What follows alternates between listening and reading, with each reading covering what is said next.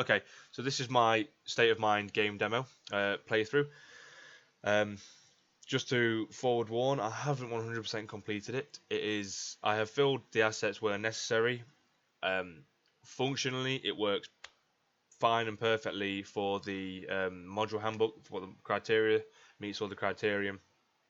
But otherwise, I plan to do a lot more work on this for Showcase. But without further ado, we'll jump straight into it.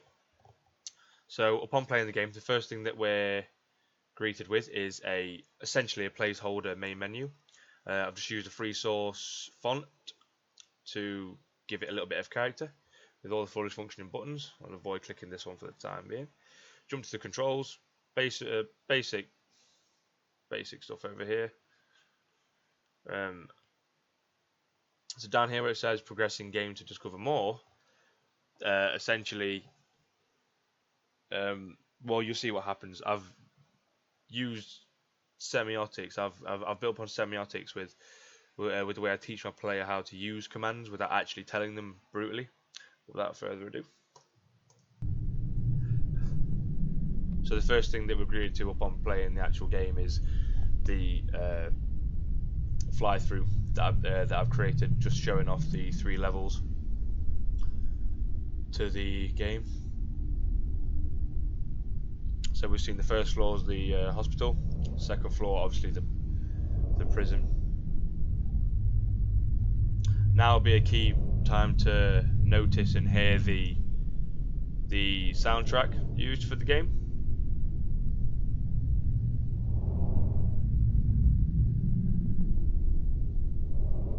It's just an eerie, creepy kind of sound. So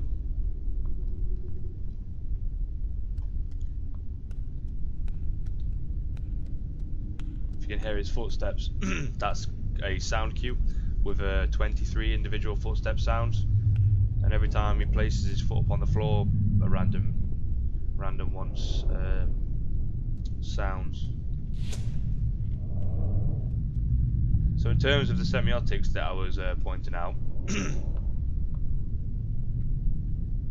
that noise. Yeah. So sorry about that. If we look at the floor, we can see in the distance there's a door that is quite clearly the objective. If we look at the floor, there's a little letter block with the letter X, and if we just use common sense to click X on the keyboard, we're treated with the first part of teleportation mechanic. Teleports us to the level above. So click it one more time, and we're now on maximum level. If I click it again, can't teleport any higher. That's just placeholder for the time being. So if we look down here, first person probably better at this. To teleport down is a combination of 2 buttons. It's Control and X to teach the player how to use it without once again brutally telling them. I've made a little riddle using a unique texture. If we look at the first letter of every word on there, it spells the letters Control, which is the abbreviation for the control key on the keyboard. So if we click Control X, we go down a level. So to get past this puzzle, we learn that in the second floor, we go past where the objects were blocking us originally. If we go down to where the door was, we see that the door's locked. So if we go up, there's a key on the floor. And now we've instantly learned fundamental mechanics for the teleportation.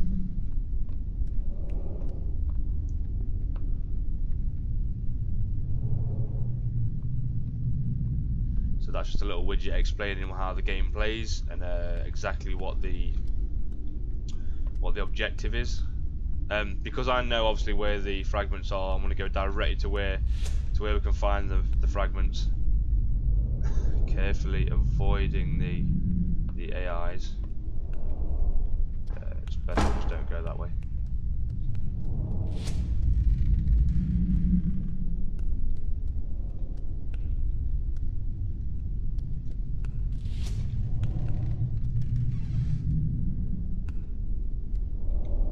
Please forgive the poor frame rate currently playing.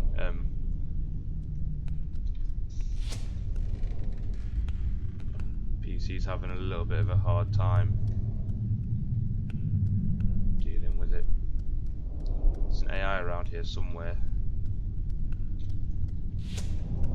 I believe the first one, is it not in here? It's not in here either. I seem to have... Oh, sugar.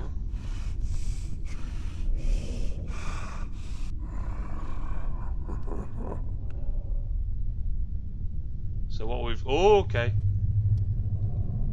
So what we've just... He shouldn't be able to come into the door. I've made it so they can't overlap. Though after he's out of my line of sight for a while, yep, he should just walk on.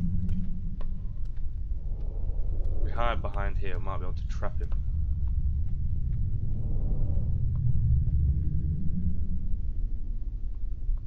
Or run past and try and find these memories. Damn it, I forgot where they are. Are they in the last two rooms? Ah! So we have the first memory. Only 4 remaining. There should be one more around here.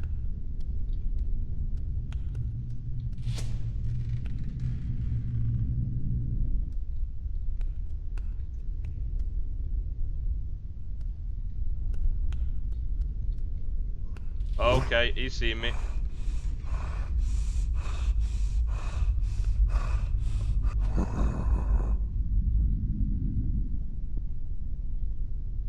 Okay. And whilst he's preoccupied, we're gonna run. So what we've just seen there was essentially where the game ends. It's laid out in a nice location.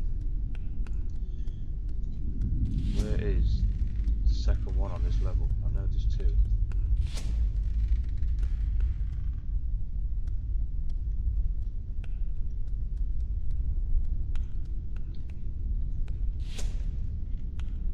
There we are.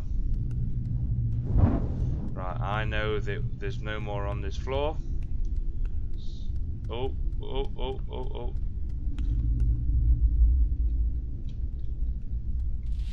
well, I'm just letting him in. Oh, he should be able to get me anyway. So, without further ado, I'll run to the second one, which is on the second floor.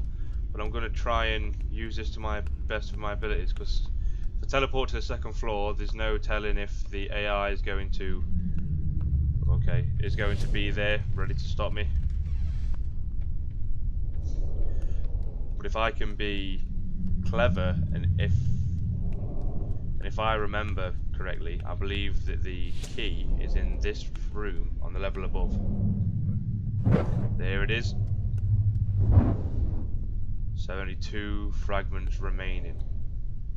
Oh, is there another one on this level? No.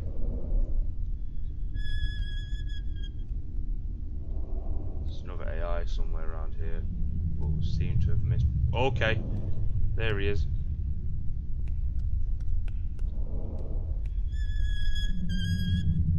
If he happens to catch me, I will just teleport. It's not in any of these rooms, I don't believe.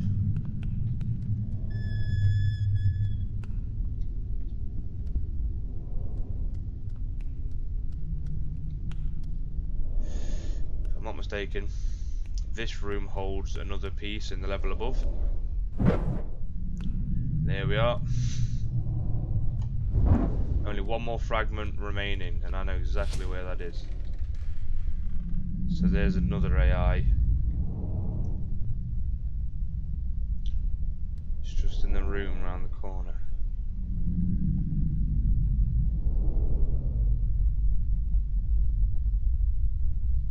It's a little bit creepy. Okay, oh, it's a daisy. Am I safe? I'm safe. So the AI in. Just remember, it's at the other side of this entire school environment.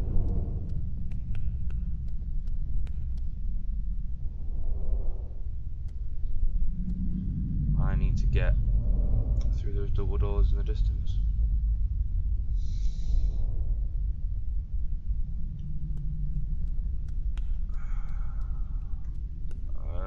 Oh, okay.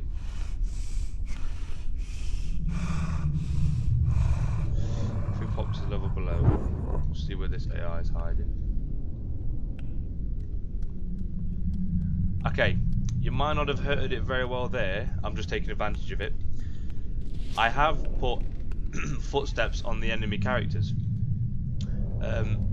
They have an attenuation reading, so the further they are away from me, the quieter the footsteps. The closer they are, the louder the footsteps. I just took advantage of that just then. You might not have heard it very well.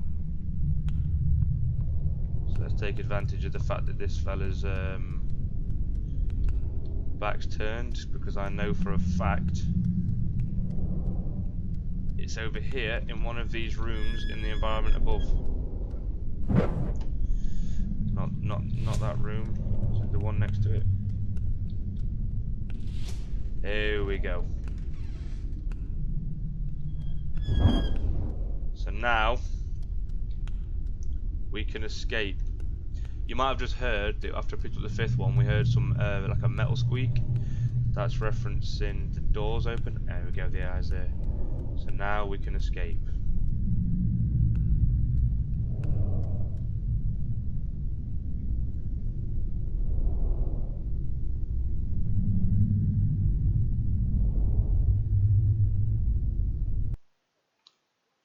And that is all.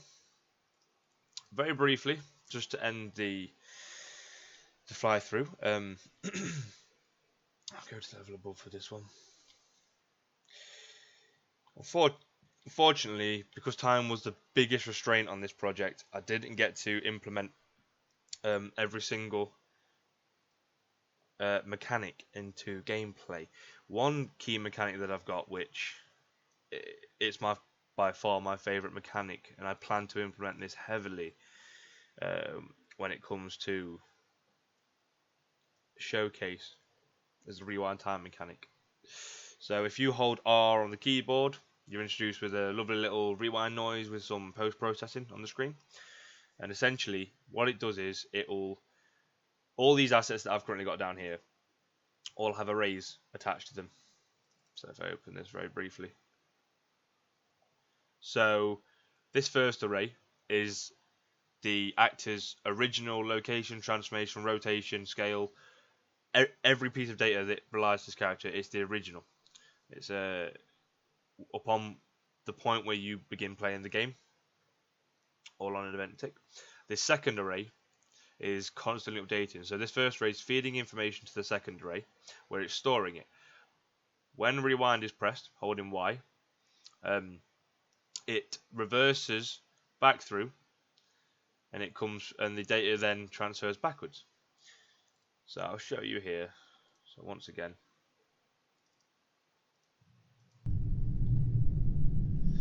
just to save a little bit of time here, I'm gonna just separate that for a moment. There we are, and then I will close that. Right.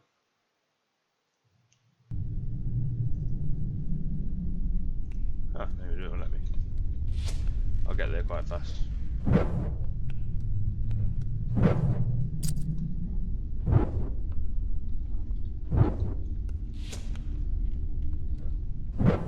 So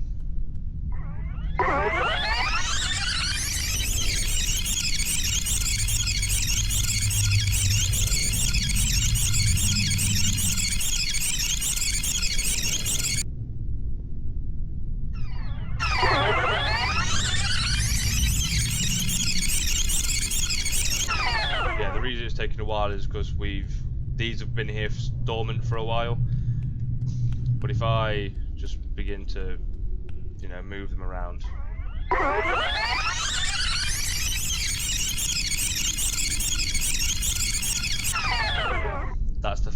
tool use of this mechanic. I've set the physics as really low so you can get a nice clean result as to what this actually affects.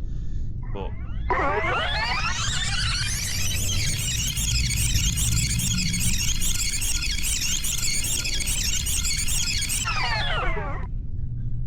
that's the fundamentals of the mechanic. There was one other mechanic, aside from the simple ones such as sprint doors and so forth. I did use it a few times. It's the third to first person. So just simple.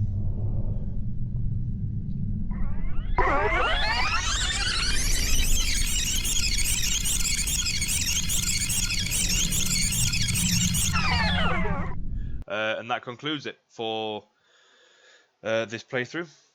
Thank you very much for listening. Like I said, I plan to implement all of these mechanics further for Showcase and get the environment looking sharper, neater, greater than what it currently does now. But until then, thank you very much for listening.